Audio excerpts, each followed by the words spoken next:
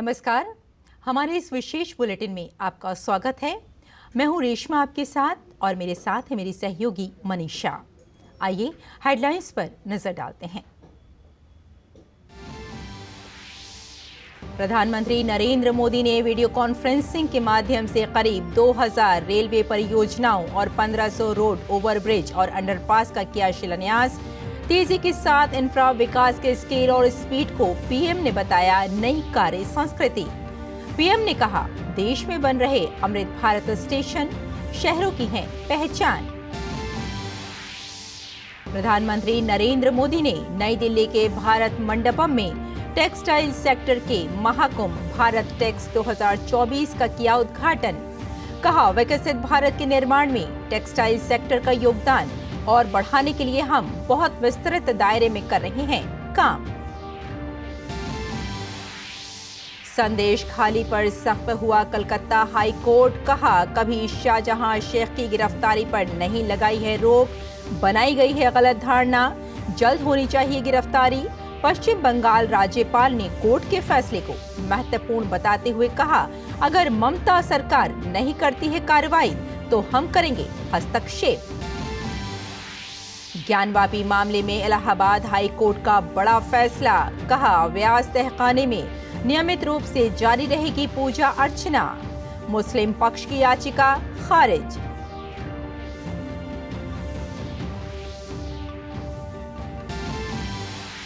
लोकसभा चुनाव से पहले झारखंड में कांग्रेस को एक बड़ा झटका।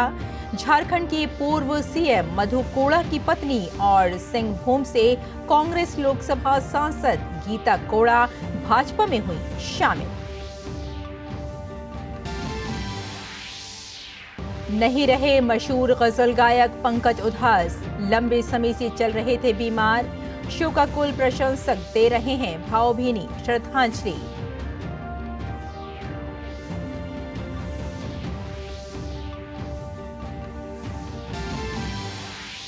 भारत ने 5 विकेट से जीता रांची टेस्ट। 192 रन के लक्ष्य को भारतीय टीम ने 5 विकेट खोकर किया हासिल।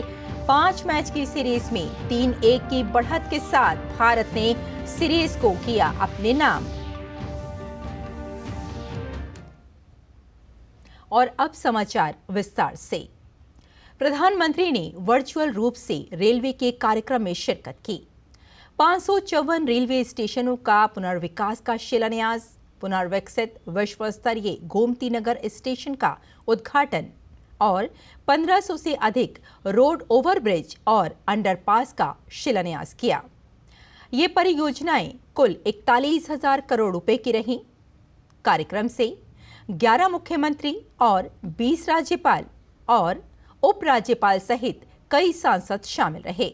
देश में रेलवे इंफ्रा निर्माण की ये एक नई शुरुआत है।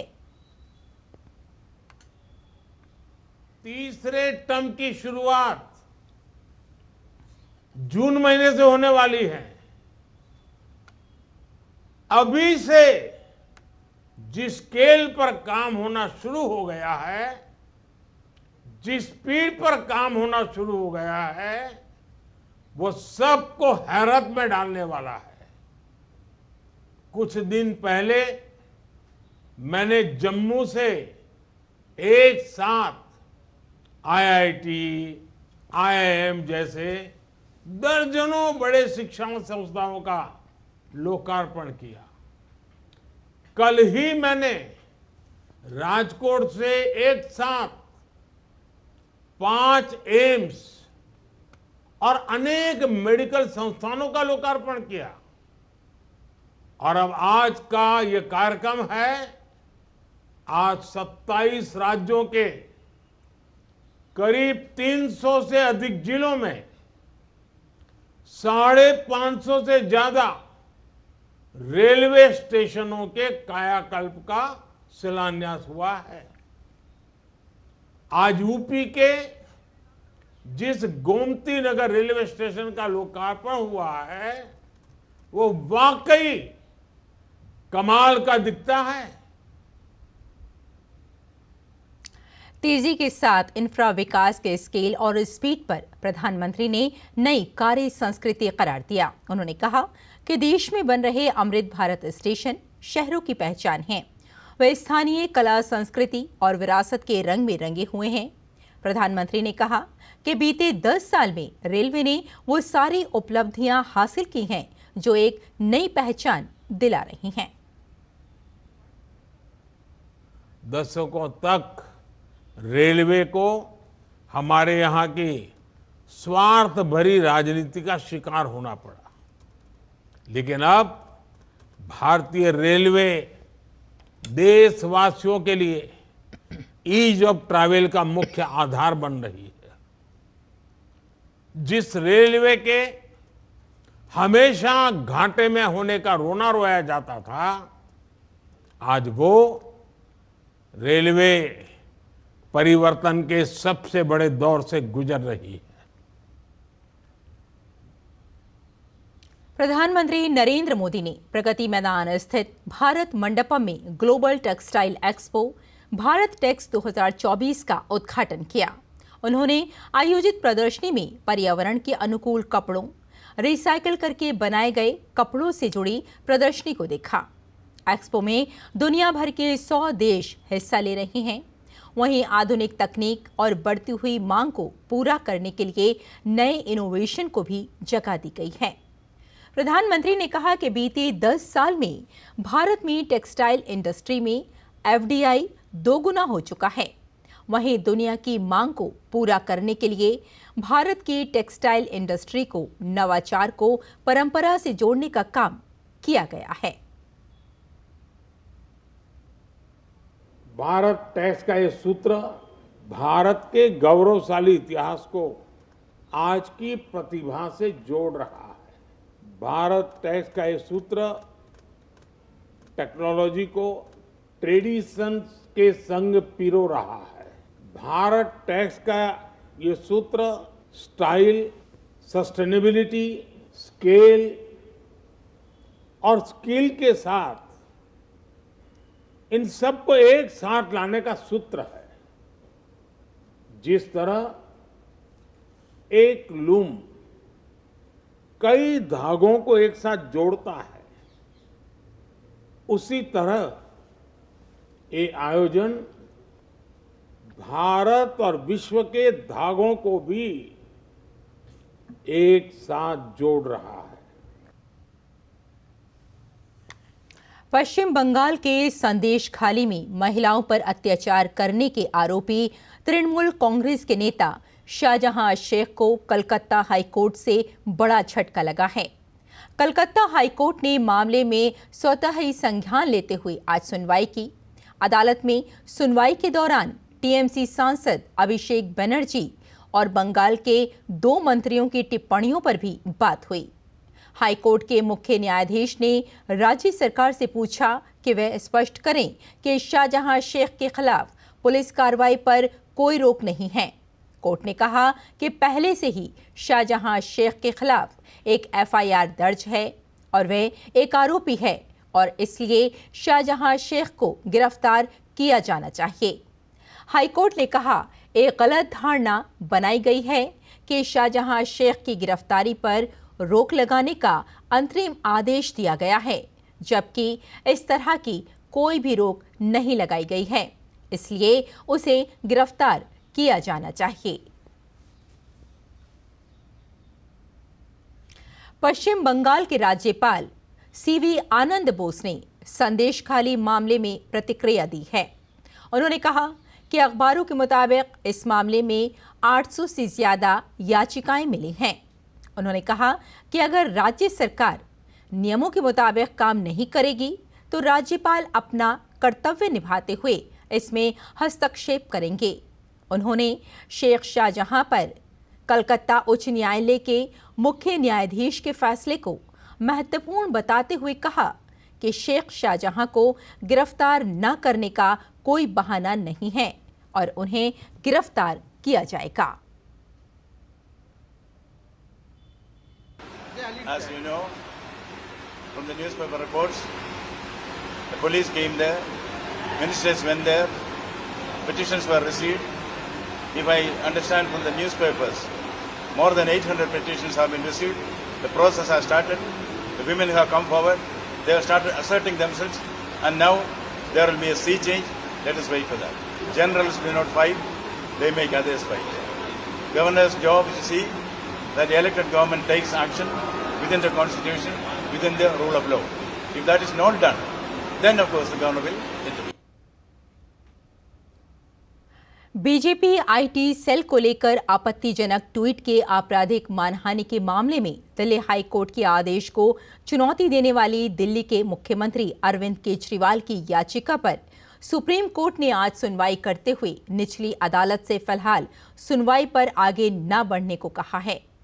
इस मामले की अगली सुनवाई 11 मार्च को होगी। हाई कोर्ट के आदेश के तहत साल 2018 में यूट्यूबर ध्रुव राठी की ओर से प्रसारित एक वीडियो को साझा करने से जुड़े आपराधिक मानहानि मामले में एक आरोपी के रूप में अरविंद केजरीवाल को जारी किए गए समन को बरकरार रखा गया था। केजरीवाल की ओर से पेश वकील अभिषेक मनु संघवी ने कहा कि अरविंद केजरीवाल ने किसी अन्य व्यक्ति का ट्वीट सिर्फ रीट्वीट किया, दी गई जानकारी उनकी खुद नहीं है। वकील ने कहा कि ये गलती थी और रीट्वीट को उस दिन हटा दिया गया था। सुप्रीम कोर्ट ने निचली अदालत से फिलहाल सुनवाई पर आगे न बढ़ने को कहा है। बीजेपी प्रवक्ता शहजाद पूनावाला ने दिल्ली के मुख्यमंत्री अरविंद केजरीवाल को दिल्ली जल बोर्ड घोटाले पर घेरते हुए कहा कि दिल्ली जल बोर्ड भ्रष्टाचार और अवैध कारनामों का अड्डा बन चुका है। ये दिल्ली जल बोर्ड भ्रष्टाचार, कमीशन खोरी और हर प्रकार के अवैध कारनामों का अड्डा बन चुका है केजरीवाल के नेतृत्व में। अभी हाल ही में आपको याद होगा कि दिल्ली जल बोर्ड के कई वरिष्ठ अधिकारीगण इनको गिरफ्तार किया गया क्योंकि इनकी इन्वॉल्वमेंट, इनकी संलिप्तता थी एक बड़े स्कैंडल में जहां पर कॉन्ट्रैक्ट्स फर्जी कॉन्ट्रैक्टर्स को दिए जा रहे थे। ऐसे कॉन्ट्रैक्टर्स को दिए जा रहे थे जो उसके लिए किसी भी रूप से क्वालिफाइड नहीं थे और एवज में करप्शन लिया जा रहा था और करप्शन और कमीशन लेने के बाद वो दिल्ली सरकार के सर्वोच्च लोगों तक पहुंचाया जा रहा था। इसीलिए उनके संरक्षण में लगातार दिल्ली जल बोर्ड के ये सभी लोग इस भ्रष्टाचार को अंजाम दे रहे थे। और एक दुखद खबर, मशहूर गजल गायक पंकज उधास का आज 72 साल की उम्र में मुंबई में निधन हो गया। पंकज उधास की बेटी नायाब उधास ने उनके निधन की पुष्टि की। नायाब उधास ने सोशल मीडिया पर एक पोस्ट शेयर की।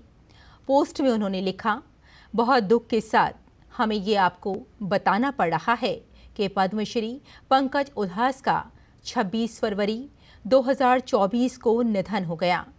पंकज उधास लंबे समय से बीमार थे।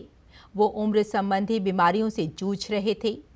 गज़ल गायक की मौत की खबर उनकी फैमिली के साथ ही फैंस के लिए भी किसी सदमे से कम नहीं है। हर किसी ने सोशल मीडिया पर नम आंखों से उन्हें श्रद्धांजलि दी है। पंकज उधास ने गज़ल गाकर खूब नाम और शोहरत कमाई थी। उनकी मशहूर गज़लों में चिट्ठी आई है, चांदी जैसा रंग है तेरा, ना कजरे की धार, ना मोतियों की हार जैसी कुछ अन्य बेहतरीन गज़लें शामिल हैं। प्रसिद्ध गज़ल गायक पंकज उधास के निधन पर शोक व्यक्त करते हुए पीएम ने एक्स पर लिखा, हम पंकज उधास जी के निधन पर शोक व्यक्त करते हैं, जिनकी गायकी कई तरह की भावनाओं को व्यक्त करती थी और जिनकी गज़लें सीधे आत्मा से बात करती थीं। वे भारतीय संगीत के एक प्रकाश स्तंभ थे, जिनकी धुनें पीढ़ियों से चली आ रही थीं।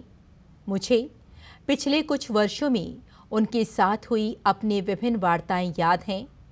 उनके जाने से संगीत जगत में एक खालीपन आ गया है, जिससे कभी नहीं भरा जा सकेगा। उनके परिवार और प्रशंसकों के प्रति संवेदनाएं, शांति।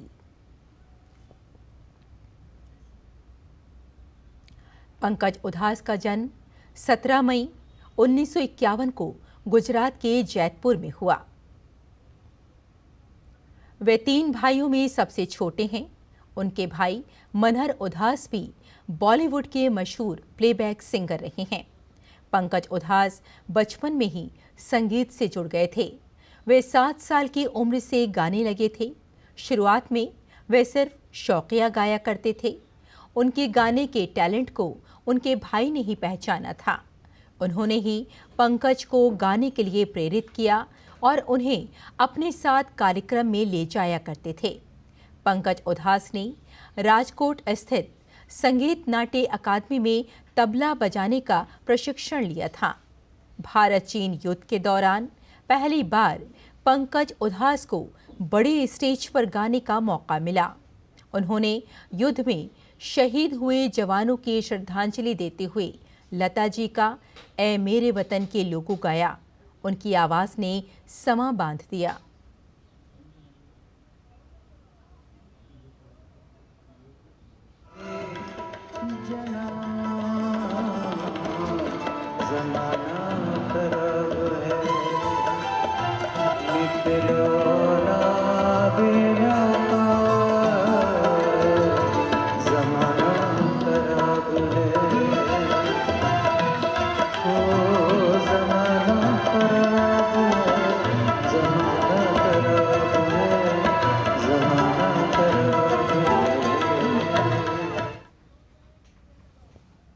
अगली खबर की ओर बढ़ते हैं। केंद्रीय मंत्री अमित शाह ने सलवासा में विकसित भारत लाभार्थी कार्यक्रम को संबोधित करते हुए मोदी सरकार की उपलब्धियां गिनवाईं। उन्होंने कहा कि धारा 370 को हटवाने के लिए श्यामा प्रसाद मुखर्जी शहीद हो गए और प्रधानमंत्री नरेंद्र मोदी ने कश्मीर को धारा 370 से मुक्त कराकर उसे हमेशा के लिए देश का हिस्सा बना दिया। हम 1950 से संघर्ष कर रहे थे कि हम कश्मीर से धारा 370 को समाप्त कर देंगे। कोई विश्वास नहीं करता कैसे होगा। हमारे पहले अध्यक्ष डॉक्टर श्यामा प्रसाद मुखर्जी इसी कॉज के लिए, इसी काज के लिए शहीद हो गए और हम नारा लगाते जहां हुए बलिदान मुखर्जी वो कश्मीर हमारा है। और मित्रों 5 अगस्त 2019 के दिन मोदी जी ने धारा 370 से कश्मीर को मुक्त कराकर हमेशा के लिए भारत का हिस्सा बनाने का। भाजपा अध्यक्ष जेपी नड्डा ने संकल्प पत्र सुझाव अभियान का शुभारंभ किया। साथ ही विकसित भारत मोदी की गारंटी रथ को भी पार्टी का झंडा दिखाकर रवाना किया। विकसित भारत मोदी की गारंटी वाले 1000 से ज्यादा रथ देश भर में घूमकर लोगों से सुझाव लेगी और मोदी सरकार की उपलब्धियों की भी जनता के सामने रखेगी। बीजेपी अध्यक्ष ने कहा कि 2024 के आम चुनाव को लेकर पार्टी संकल्प पत्र के लिए भी देश भर की जनता से सुझाव मांगने का फैसला लिया गया है। पार्टी को 15 मार्च तक 1 करोड़ से ज्यादा सुझाव मिलने की उम्मीद है। बीजेपी अध्यक्ष ने कहा कि इन सबके जरिए जनता के सुझावों का समावेश कर बीजेपी का संकल्प पत्र बनेगा।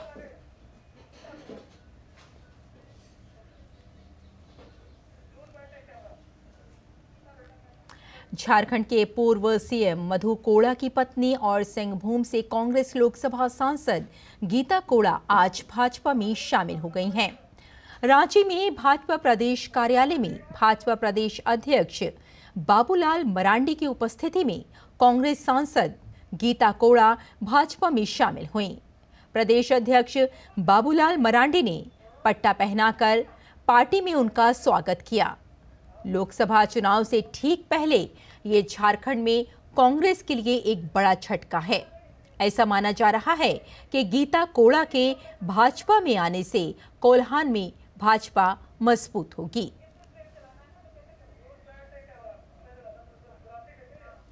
आम आदमी पार्टी और कांग्रेस में हुई सीट शेयरिंग पर गुजरात में संकट के बादल हैं। सीटों के बंटवारे के दौरान ये सीट आम आदमी पार्टी के खाते में आई है, जबकि ये पटेल परिवार की पारंपरिक सीट मानी जाती है, जिसको लेकर कांग्रेस के अंदर बगावती तेवर मुखर हो गए हैं। और फैजल पटेल ने कहा कि उनके पिता अहमद भाई पटेल ने भरूच के लिए बहुत कुछ किया है और भरूच की जनता से उनके परिवार का गहरा रिश्ता रहा है। इसी मुद्दे को लेकर वे आज दिल्ली का रुख कर रहे हैं। देखिए, नॉमिनेशन के लिए बहुत टाइम है, इलेक्शन के लिए भी बहुत टाइम है, काफी कुछ हो सकता है। लोगों की आवाज बहुत सालों से बन के आ रहे हैं। मेरे लेट पिताजी श्री अहमद पटेल भी भरूच के लिए उन्होंने बहुत काम किया है। ये हमारी सीट है, ये हमारी कॉन्स्टिट्यूंसी है। मैं और मेरे पार्टी वर्कर्स जो हैं, हम तो बिल्कुल इसके विरोध है। केरल को जिस वायनाड सीट से कांग्रेस नेता राहुल गांधी सांसद हैं, वहां भी इंडी गठबंधन लड़खड़ाती दिख रही है। केरल की वायनाड सीट से भारतीय कम्युनिस्ट पार्टी सीपीआई ने अपनी वरिष्ठ नेता एनी राजा को चुनाव लड़ने के लिए नामांकित किया है। बता दें कि सीपीआई केरल के सत्तारूढ़ वाम लोकतांत्रिक मोर्चा में दूसरा सबसे बड़ा गठबंधन भागीदार है।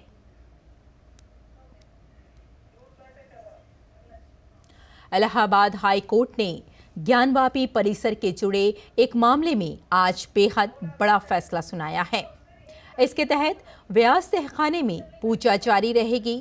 इलाहाबाद हाई कोर्ट के न्यायमूर्ति रोहित रंजन अग्रवाल की अदालत ने ये फैसला दिया है। दरअसल काशी विश्वनाथ मंदिर न्यास को पूजा का अधिकार सौंपने के वाराणसी जिला जज के आदेश के खिलाफ अंजुमन इंतजामिया मसाजिद कमेटी की ये पहली अपील थी, जिसे आज हाई कोर्ट ने रद्द कर दिया।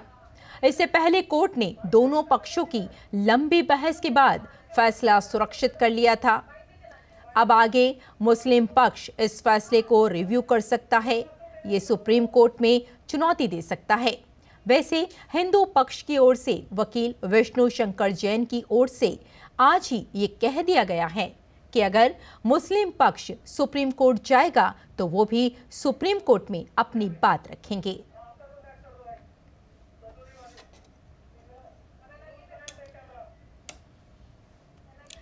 राजौरी में जनवरी 2023 में हुए आतंकी हमले के मामले में राष्ट्रीय जांच एजेंसी ने लश्कर-ए-तैयबा के पाकिस्तान स्थित 3 फरार आतंकियों सहित 5 आरोपियों के खिलाफ आरोप पत्र दायर किया है। 1 जनवरी 2023 को राजौरी जिले के ढांगरी गांव में हुए आतंकवादी हमले से संबंधित है, जिसके बाद अगले 3 एक आईईडी विस्फोट भी हुआ था। हमलों में 2 बच्चों समेत 7 निर्दोष लोग मारे गए और कई अन्य गंभीर रूप से घायल हुए थे। चार्जशीट में लश्कर-ए-तैयबा के शैफुल्ला, साजिद जट मोहम्मद कासिम, अबू कतल का नाम शामिल है। इसमें से अबू कासिम और साजिद जट्टा पाकिस्तान के पास नागरिकता है। मोहम्मद कासिम को शीर्ष पर मौजूद लश्कर कमांडरों का खास आदमी माना जाता है। अबू कताल 2002 और 3 में भारत आया था और अन्य आतंकवादियों के साथ पुंछ राजौरी रेंज में सक्रिय था। विश्व व्यापार संगठन WTO का 13वां मंत्री स्तरीय सम्मेलन आज से संयुक्त अरब अमीरात के अबू धाबी में शुरू हुआ। इसकी आम सभा के अध्यक्ष राजदूत एथालिया लेसिबा ने पिछले सम्मेलन में की गई प्रतिबद्धताओं को लागू करने में हुई प्रगति का उल्लेख करते हुए एक रिपोर्ट जारी की। इसमें व्यापार संबंधी समीक्षाओं को सुदृढ़ करने, मत्स्य पालन के क्षेत्र में रियायत और ई-कॉमर्स के संबंध में बातचीत को आगे बढ़ाने की भी चर्चा है। विश्व व्यापार संगठन के 13वें मंत्री स्तरीय घोषणा पत्र के सिलसिले में चर्चा जारी है। इसके संबंध में एक दस्तावेज का मसौदा आगे विचार विमर्श के लिए वितरित किया गया है। वहीं घोषणा पत्र को अंतिम रूप देने के लिए विशेष सत्र की भी योजना है। बैठक में इलेक्ट्रॉनिक वाणिज्य व्यापार के विभिन्न पक्षों पर चर्चा हुई, लेकिन मंत्री स्तरीय निर्णय के मसौदे पर सहमति बनाने के प्रयास जारी हैं। इसके अलावा सेमीकंडक्टर उद्योग समूहों के वैश्विक संगठन ने भारत से सीमा पार के डिजिटल ई कॉमर्स पर शुल्क बढ़ाने की योजना पर पुनर्विचार करने के लिए कहा है। इस तरह ये सम्मेलन भारत के लिए अत्यंत महत्वपूर्ण हो गया है। कुछ चुनौतियों के बावजूद मंत्री स्तरीय घोषणा पत्र के मसौदे का उद्देश्य व्यापार में तकनीकी बाधाओं को कम करने पर सहयोग की नियामक व्यवस्था को मजबूत करना है और इसे स्वीकार कर लिए जाने की संभावना है। विश्व व्यापार संगठन की महानिदेशक ने विकासशील देशों में महिला उद्यमियों के सशक्तिकरण के लिए $5 करोड़ देने की पहल की घोषणा की है। तो हमारे इस विशेष बुलेटिन में फिलहाल इतना ही। मुझे और मेरी साथी मनीषा को यही अनुमति दें। नमस्कार।